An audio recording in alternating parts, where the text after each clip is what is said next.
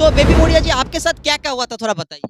जी, मैं अपने घर मतलब अपनी मौसी के घर पे शादी फंक्शन में गई थी, तो वो लड़का मुझे वहीं देखा था, उससे मुझे प्यार हो गया। मैंने कुछ दिनों ही में उनको इतना प्यार हो गया था शादी करने में।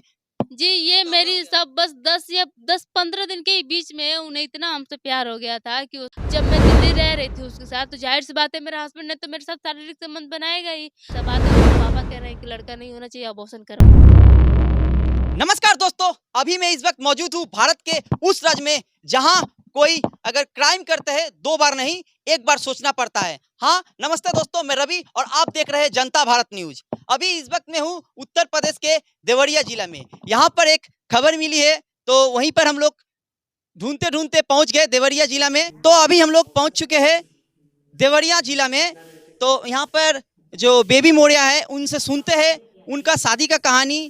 इनका कहना है इनका शादी हुआ 3 साल हो गया, इनका जो हस्बैंड है इनसे मतलब ब्रेकअप कर दिया या फिर छोड़ दिए। तो बेबी मोरिया जी आपके साथ क्या क्या हुआ था थोड़ा बताइए।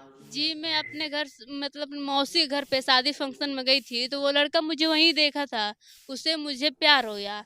तो वो लड़का मुझे प्रपोज़ किया, तो मैं उससे बोली कि मैं आपसे प्यार नहीं करती हूँ, मैं आपसे बात नहीं करना चाहती हूँ, आप जाइए जहाँ जाना है, हमारा पीछा छोड़िए। मैं इतना बोल के वहाँ से चली आई। तो वो लड़का मेरा पीछा करते-करते मेरे घर तक लोकेशन डाल के 2 दिन में यहाँ पहुँचा है। उसका घर कुशीनगर है और मेरा घर भाटपा रानी है।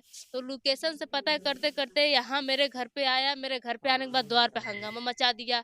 यहाँ औरतें इकट्ठा हो गई सब पूछने लगी क्या बात है? कौन लड़का है ये? क्या कह रहा है? वो सबसे चिल्ला-चिल्ला के कहने लगा कि मैं इस लड़की से बेइंतहा मोहब्बत करता हूँ, प्यार करता हूँ, मैं इससे शादी करूँगा नहीं तो मर जाऊँगा, ये लड़की शादी करने से मना कर रही है मुझे।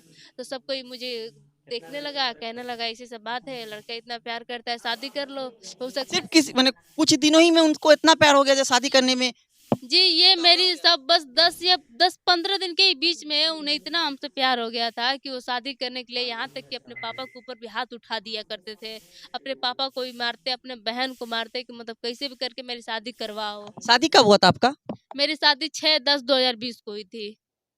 तो उसके बाद आप यहाँ पर कब आए? जी, मेरी शादी मतलब यहाँ यहीं मेरी शादी हुई है। वहाँ से जब शादी में वहाँ गए थे दीदी के घर, तो वहाँ शादी शादी के बाद आप लोग कहाँ थे दोनों? शादी के बाद वो लड़का आके मेरे ही घर पे मेरे ही साथ रहा है। यहाँ 4 महीने रहा है, दिल्ली 4 महीना रहा है मुझे लेकर। जब मैं दिल्ली रह रही थी उसके साथ तो ज़ाहिर-सी बात है मेरे हस्बैंड ने तो मेरे साथ शारीरिक संबंध बनाएगा ही। जब मैं 2 महीने की प्रेग्नेंट थी तो जब उसे मैं मतलब हँसते-खेलते बताई उसे कि देखिए ऐसा-ऐसा बात है, आप पापा बनने वाले हैं, बहुत खुशी की बात है। तो वो अपने पापा से बताने लगा, पापा ऐसा-ऐसा बात है, उसके पापा कह रहे हैं कि लड़का नहीं होना चाहिए, अबॉर्शन करवा दो। तो उस वक़्त आपको कुछ सस्पेंशन नहीं हुआ? उस वक़्त कुछ आपको लगा नहीं खटका जो अभी क्या होगा आगे चल के जब अभी ऐसे कर रहा है? जी, अपने पापा से जब वो बात कर रहे थे, तो मैं दरवाज़े पे खड़ी थी। उन्हें लग रहा था कि मैं उनकी बातें सुन नहीं रही हूँ। वो रूम से बाहर जाके बात कर रहे थे। कितने दिन पहले का बात है ये? ये 1-2 महीने पहले की बात है। मतलब आप अभी जो आप लोग का विवाद चल रहा है इससे पहले का बात है? जी, इससे पहले की बात है। तो जैसे मैं सुनी तो लड़ाई-झगड़ा उनसे बहुत की, मैं ऐसा नहीं करूँगी, मेरा बच्चा है, मैं जन्म दूँगी, चाहे आप कुछ भी कर लें इसके लिए। तो मैं उनसे झगड़ा-वगड़ा की, 1-2 दिन हमसे बात-वात नहीं हुई उनसे। फिर 2-3 दिन हो गया तो फिर ऑटोमेटिक हमसे बात करने लगे, अच्छे से हमारे साथ रहने लगे। फिर जैसे 10-12 दिन हुआ तो मेरा अचानक से बुखार लग गया, तबीयत खराब हो गया। मैं उनसे बोली देखिए मेरा तबीयत खराब है, मुझे दवा ला दीजिए। जब मेरे से प्यार से बात करने लगे तो मैं उनसे बोली मुझे दवा ला दीजिए। तो मुझे नहीं पता था कि मेरा पति मेरे साथ धोखा कर रहा है। वो मेरा बच्चा गिरवाने का दवा लेकर गया, ले आया, मुझे ज़बरदस्ती तो खिला आपको समझ में नहीं आया आप क्या लिखा है उस दवाई में? जी, जब मैं उस दवा को खाती अपने हाथ से लेके तब तो मैं पढ़ती कि उस दवा पे क्या लिखा है। मैं ऐसे बिस्तर पे सोई थी, वो लाकर कह रहे हैं कि लो खा ले। इतना प्यार से वो हमसे बोला ना, हमें लगा हमारा पति तो मेरे साथ धोखा करेगा ही नहीं। मुझे क्या पता था कि वो मेरे साथ धोखा कर रहा है। वो दवा फाड़ के लाया, मुझे दिया, बोला कि उठो खा लो और थोड़ी देर आराम कर लो, ठीक हो जाओगी। मुझे दवा खिला दिए, मैं सो गई दवा खा के। फिर उठी, मेरा शरीर खूब अजीब तरीका से लग रहा था और अचानक से मेरे साथ कुछ अजीब होने लगा। आपको मतलब ये सब 2-3 महीना का ही कहानी है ना? जी, ये मेरे साथ बहुत धोखा किए हैं लोग। मेरा पति मेरे साथ बहुत धोखा किया है। मेरा पति बहुत आप यहाँ पर जब आए अकेले आए? जी, नहीं वो ही साथ लेकर आया था मुझे। मैं यहाँ नहीं पे? आई। हाँ, वो अभी इस वक्त कहाँ पे है? वो इस वक्त तो अभी पता ना कहाँ है, मुझे नहीं पता है। उसके पिताजी उसे कहीं भेज दिए हैं। अच्छा, उसका घर वाले से बात होता है? जी, उसके घर वालों से उसके पिताजी से बात होता है। उसके पिताजी सीधे-सीधे कहता है कि हम लोग यहाँ। आपका फैमिली का कोई बात किया उनका पिताजी से? जी, मेरे पापा जी गए थे, उनसे बात किए। मेरे पापा जी जब बात किए तो उनके पिताजी कहते हैं कि हम लोग जानते, हमारा लड़का जानता है। और लड़का कहता है कि हम ना, हमारा बाप जानता है। अच्छा, ये बेटा अपने आप से ही ऐसे-ऐसे खेलते रहते हैं लोग। बाप बेटे के भरोसे, बेटा बाप के भरोसे। आप सरकार से अभी क्या चाहते हैं?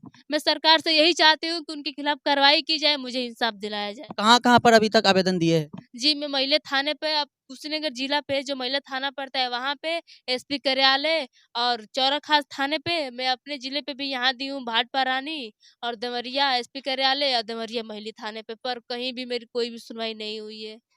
मैं भाजपा सरकार से यही कहना चाहती हूँ, मुझे इंसाफ दीजिए। आपका जब शादी हुआ था, तो उस वक्त आपका उम्र कितनी थी? जी, जब मेरी शादी हुई थी मैं उस टाइम नाबालिग थी, मेरा उम्र 14 साल का था। तो इतनी कम उम्र में शादी किए, तो आपका घर वाले भी राजी हो गए उस वक्त? जी, लड़का का व्यवहार ऐसा था ना, द्वार पे आकर हंगामा-वंगामा मचाएगा तो कोई भी शादी करने के लिए मजबूर हो जाएगा।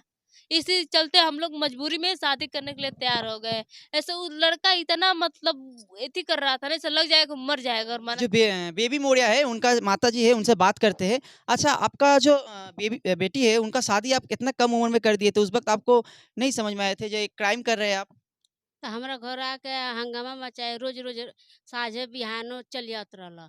तो हमनी के अपन अकेले आदमी हम खेत में जाए में आके घरो-घरो बताई। तो इतनी छोटी उम्र में आप शादी दे दिए तैयार उनको? कर तब शादी कर कहनी जी शादी कर देतन जे अपन लेके रही, लेके भागे के तैयारी करत रहे वो। तो अभी तो ऐसा मैटर है, उनका पति भी छोड़ दिया, अब क्या होगा?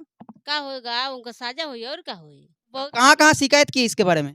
थाना चौरखा थाना और इस्पे कार्यालय और पुराना जौन थी न्यू महिला थाना सब ठन कोई सुनवाई अभी तक? नहीं, पैसा दे के उ हल करा देता रहन।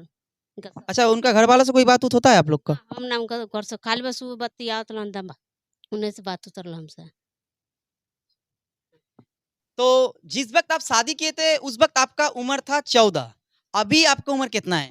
मेरी उम्र अभी 17 साल की है। तो अभी भी जिस लड़का ने इनको शादी किया है, एक क्राइम के अंडर में है, क्योंकि नाबालिग लड़की को उन्होंने शादी किया है। तो आपका तो मतलब उनका बारे में तो मतलब कहीं न कहीं आप जब गए होंगे, उनका बारे में तो क्राइम का तो रिपोर्ट देना ही चाहिए। मतलब कहीं भी आप उनका बारे में जब आवेदन करने गया तो क्राइम हो रहा है। आपका अभी भी उम्र 17 है, तो कैसे मतलब अभी तक उनको अरेस्ट नहीं किया गया? जी, पुलिस कोई भी कार्रवाई कर ही नहीं रही है। ये बताइए हम। जिस वक़्त आप शादी किए तो उस वक़्त 14, अभी बोल रहे हैं 17।